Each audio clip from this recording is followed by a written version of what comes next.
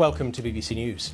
The UK has raised its terror threat level to severe in response to the terror attack in Vienna and to those in France in recent days. That's its second highest level. It means that UK security chiefs believe that an attack is highly likely. But the UK's Home Secretary, Priti Patel, stressed that there was no specific intelligence of an imminent attack. This is a precautionary measure following the terrible incidences that we've seen in France last week and the events that we saw in Austria last night. The first and most important duty of the government is obviously to protect the British public, and we are doing that and will continue to do that through the measures and the tools that we put in place in terms of dealing with terrorism and terrorist activity.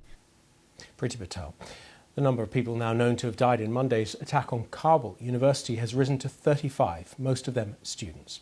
50 people were injured in the attack as Islamic State gunmen stormed the campus. Funerals have been taking place as Afghanistan observes a day of mourning.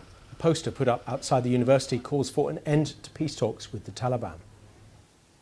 Here in the UK, where new lockdown rules take effect on Thursday, the government's latest coronavirus data has just been released. A further 20,018 cases of coronavirus have been reported over the last 24-hour period in the UK. That's up from 18,950 a day earlier. And there have been 397 reported deaths. Those are people who've died within 28 days of a positive coronavirus test. That's the highest daily figure since May the 27th. Sweden has set a limit of 8 people per table in cafes and restaurants amid a sharp rise in coronavirus infections. The country has reported 31 COVID deaths since Friday, taking the death toll to nearly 6,000. That's far higher than its neighbours. Unlike them, Sweden has never imposed a nationwide lockdown.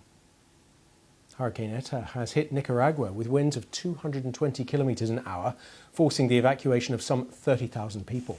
The Category 4 storm made landfall earlier on Tuesday near the northeastern coastal town of Puerto Cabezas. It has been ripping off roofs, knocking down trees and damaging power lines. Huge waves and heavy rain have caused widespread flooding.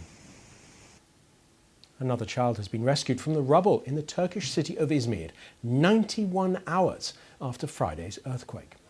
The 4-year-old girl, named as Ida, was pulled from a collapsed building in a suburb of the city of Izmir. Her mother is believed to be still trapped beneath the rubble. 100 people are now known to have died following Friday's quake, the vast majority in the city of Izmir. The BBC is to investigate allegations made by Princess Diana's brother that he was shown fake bank statements to help secure her interview with the Panorama programme 25 years ago. Earl Spencer said sheer dishonesty was used to secure the interview. The BBC would look at new information once the reporter recovered.